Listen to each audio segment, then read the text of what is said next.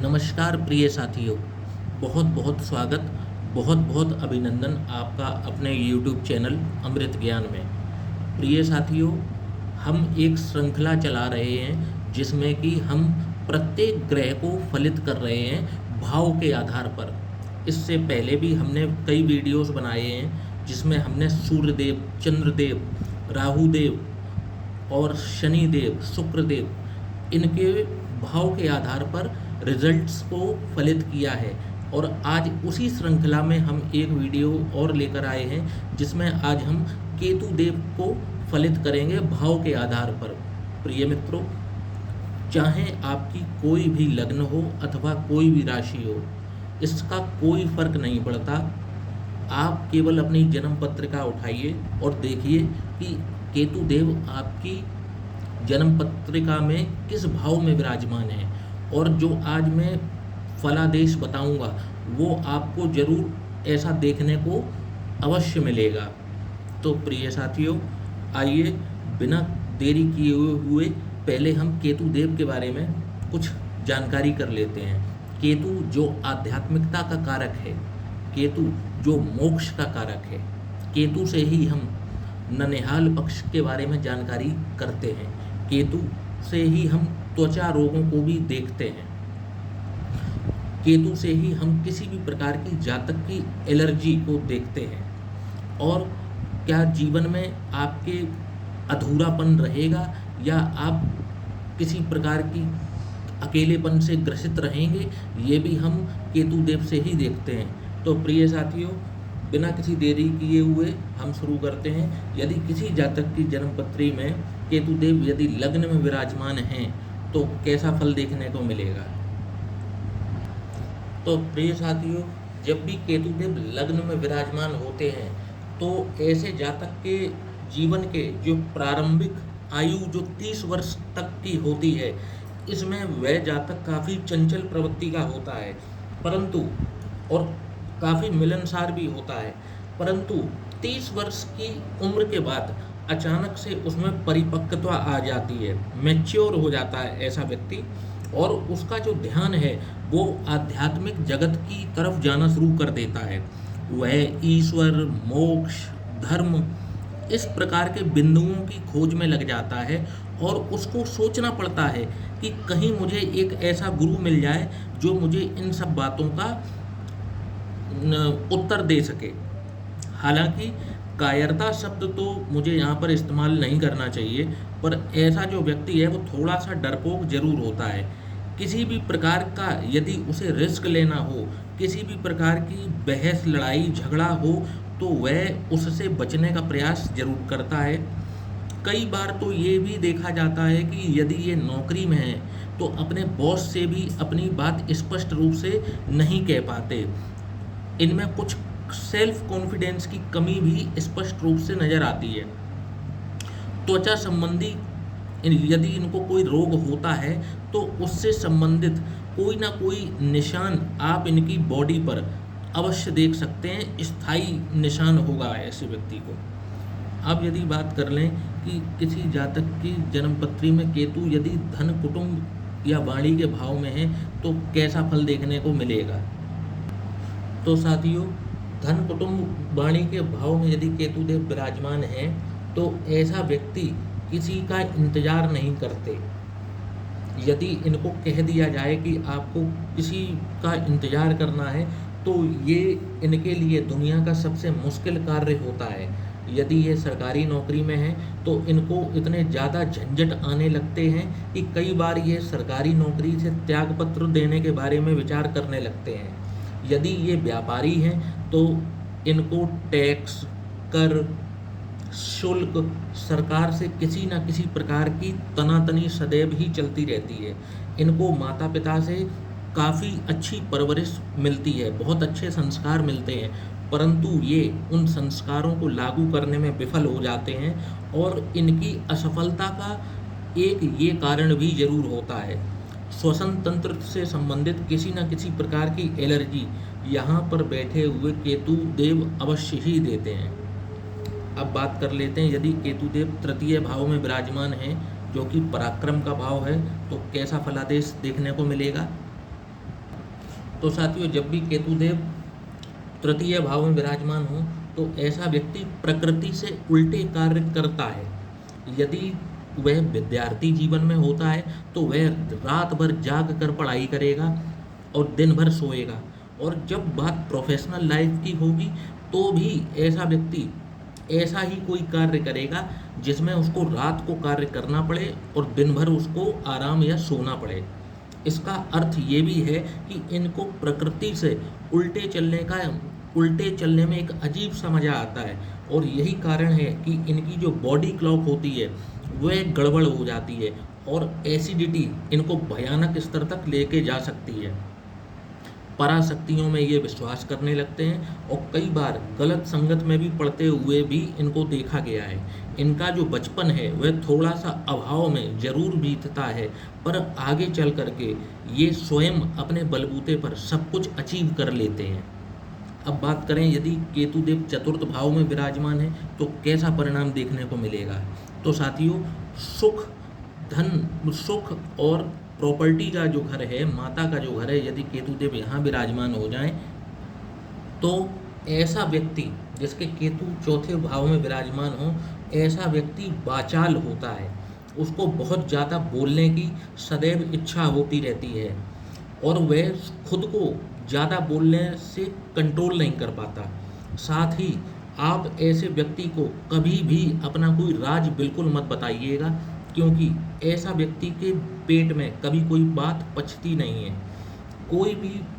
और एक चीज़ और कि 30 वर्ष से 40 वर्ष की उम्र जो एक अति कार्यशील अवस्था होती है, जिसमें जातक को बहुत मेहनत करनी चाहिए, उसमें भी 3 से 4 वर्ष तक इनको हो सकता है कार्यहीन रहना पड़े या ये बेरोजगार रहें। और एक बात और है कि इनकी कभी किसी से बनती नहीं है। थोड़े समय के लिए इनकी किसी से बनेगी और फिर उससे कोई ना कोई वाद विवाद हो जाएगा और फिर उनसे हो सकता है इनकी बातचीत तक बंद हो जाए या दोस्ती उनकी समाप्त हो जाए। अब बात यदि करें, केतुदेव यदि पंचम भाव में विराजमान हो जाएं तो कैसा परिणाम देखने को मिलेगा। साथियों, तो यदि केतुदेव पंचम भाव में विराजमान है तो ऐसे व्यक्ति को अपने कार्य को लगातार टालते रहने की एक आदत सी बनी रहती है और उस कार्य को ये उसकी लास्ट डेट तक नहीं करते हैं, और जब बिल्कुल आखिरी डेट आ जाती है और इनकी जान पर बनाती है या इनकी नौकरी पर बनाती है, तब जा कर के ये उस कार्य को करते हैं। हवाई किले बनाने में माहिर होते हैं और अपने बॉस तक को ये हवाई किलों के माध्यम से कई बार मूर्ख बनाते हैं। इन्हें समझना आसान नहीं है, कब ये झूठ बोल रहे हैं कब ये सच बोल रहे हैं, यह समझना लगभग नामुमकिन सा हो जाता है। अब यदि बात करें, यदि किसी व्यक्ति के वो छठे भाव में, जो कि रोग, रिपु और ऋण का भाव है, यदि यहाँ केतुदेव विराजमान है तो कैसा परिणाम देखने को मिलेगा।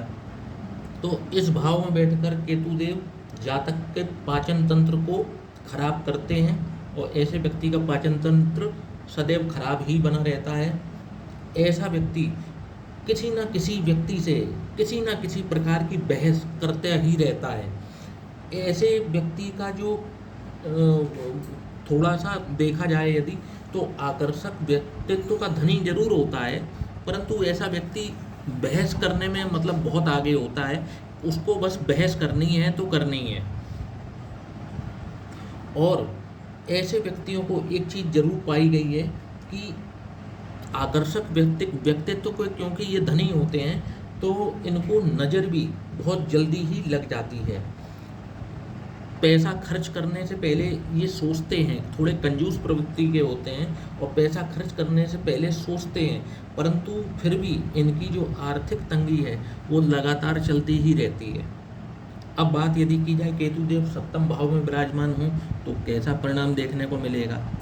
तो साथियों, जब भी केतुदेव सप्तम भाव, जो कि रिलेशनशिप का भाव है, यदि यहाँ विराजमान हो तो ये कोई एक अच्छा संकेत नहीं है। यदि जातक बिना कुंडली मिलान किए विवाह कर लेता है तो इनके दाम्पत्य जीवन में इनके विचार युद्ध अवश्य ही होते हैं और ऐसी स्थिति निर्मित हो जाती है कि केवल सोसाइटी को दिखाने के लिए ये उस रिश्ते को निभाते चले आते हैं।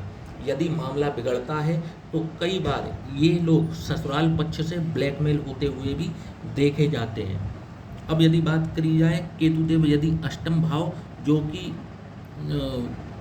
एक गूढ़ गहराइयों का या रुकावटों का घर है, यदि यहाँ केतुदेव विराजमान हो जाएं तो कैसा परिणाम देखने को मिलेगा। तो केतुदेव जब भी अष्टम भाव, जो कि रुकावटों का घर है, यदि यहाँ विराजमान हो जाते हैं तो 40 वर्ष की आयु तक जीवन में किसी प्रकार का स्थायित्व ऐसे व्यक्ति को नहीं मिल पाता। चाहे पर्सनल लाइफ हो, चाहे प्रोफेशनल लाइफ हो, ऐसा व्यक्ति अपने दोष कभी देख नहीं पाता। दूसरों के दोष देखने में उसको महारत हासिल होती है। गलत संगत को वह खुद पल्लवित करता है, पोषित करता है, और जब गलत संगत उसके लिए आत्मघाती बन जाती है तब सिवाय पछतावे के इनके पास और कुछ भी नहीं रह जाता। अब यदि बात की जाए, यदि केतुदेव नवम भाव या धर्म के भाव में विराजमान है तो कैसा परिणाम देखने को मिलेगा। तो जब भी केतुदेव नवम भाव में विराजमान हो जाए तो ऐसा व्यक्ति प्लानिंग बहुत बढ़िया करता है और कागज पे ऐसी प्लानिंग आपको करके दिखाएगा कि यदि आप उसकी प्लानिंग देखोगे तो आप भी उसके मुरीद हो जाओगे। परंतु जब उस प्लानिंग को इम्प्लीमेंट करने की बात आ जाए तब बस वही इनकी सारी हवा निकल जाती है और उनकी प्लानिंग धरी की धरी रह जाती है। बात अगर परिश्रम की जाए तो इनको परिश्रम से बहुत ज़्यादा डर लगता है और किसी भी कार्य को ये नियमित रूप से नहीं कर पाते, और यही इनकी असफलता का एक कारण भी होता है। कई बार ये जोश में आकर के होश खो बैठते हैं और अपना नुकसान कर बैठते हैं। अब बात की जाए, यदि केतुदेव दशम भाव में विराजमान हो जाए तो कैसा परिणाम देखने को मिलेगा। तो ऐसे जातक के जिनके केतु दशम भाव में विराजमान हैं, ऐसे जातक के अपने पिता से मामूली नहीं, मतलब बहुत तगड़े विवाद होते हैं। ऐसे व्यक्ति के जिनके केतुदेव दशम भाव में विराजमान हो तो ऐसे व्यक्ति के अपने पिता से जो विवाद होगा, उनके विचार एक तो कभी मिलेंगे नहीं, एक जैसी राय कभी भी नहीं हो पाती इनकी और इनके पिता की। और जब भी इनका पिता का आमना सामना होता है, जब ये मिलते हैं तो किसी ना किसी प्रकार का झगड़ा या बहस जरूर करेंगे। ये इतनी जल्दी और इतनी शीघ्र क्रोधित हो जाते हैं कि उनके आसपास रहने वालों को ये सोचना पड़ता है कि इनसे यदि कोई बात करना चाहें तो उसकी शुरुआत कैसे करें।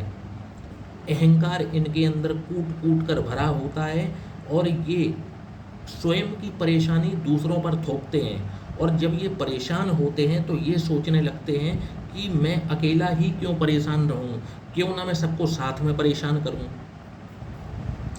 तो अब बात कर लेते हैं, यदि केतुदेव आय भाव में अगर विराजमान हो तो कैसा परिणाम देखने को मिलेगा। अब यदि 11वें भाव में जब केतुदेव विराजमान हो तो ऐसा व्यक्ति बहुत ही धार्मिक प्रवृत्ति का होता है, बहुत ही आस्थावान होता है, किसी भी व्यक्ति पर शीघ्र ही विश्वास कर लेता है। अगर इसको दानवीर कहा जाए तो कोई भी बात यहाँ पर गलत नहीं होगी। इनको भी त्वचा से संबंधित और श्वसन तंत्र से संबंधित कोई ना कोई एलर्जी जरूर रहती है, और जीवन का कोई एक महत्वपूर्ण कार्य इनका अधूरा अवश्य रह जाता है। अब यदि बात की जाए, यदि केतुदेव द्वादश जो या व्यय भाव में अगर बात विराजमान हो तो कैसा परिणाम देखने को मिलेगा। तो साथियों, यदि केतु 12th हाउस में विराजमान हो तो ऐसा व्यक्ति ननिहाल से बहुत ज़्यादा निकट होता है। ननिहाल में ज़्यादातर ऐसे व्यक्ति का समय अवश्य बीतता है और ऐसे व्यक्ति को ननिहाल से लगाव भी बहुत ज़्यादा होता है। साथ ही ऐसा व्यक्ति भ्रमणशील होता है, नए नए स्थानों पर जाना, नए नए लोगों से बातचीत करना, भेंट करना इनको बहुत ही पसंद होता है, और वे इस प्रकार का कोई ना कोई प्रोफेशन भी अपना लेते हैं जिसमें उनको भ्रमण करना पड़े। और बात की जाए यदि धन से संबंधित, तो ऐसा व्यक्ति 2 नंबर के धन को अवश्य प्राप्ति करता है, परंतु आगे चलकर इनको न्यायालय में उसकी सफाई ज़रूर देनी पड़ती है और हो सकता है कि ये किसी प्रपंच में भी फँस जाएँ। इसलिए इस प्रकार का कार्य इनको नहीं करना चाहिए। तो साथियों, आशा करता हूँ कि आपको मेरा ये केतु देव से संबंधित वीडियो है वो अवश्य पसंद आया होगा। तो लाइक और सब्सक्राइब करना ना भूलिएगा और आगे भी हम इसी प्रकार की श्रृंखला के वीडियोस बनाते रहेंगे। तो इसी के साथ अब मैं इस वीडियो का समापन करता हूँ। तो जय श्री राम।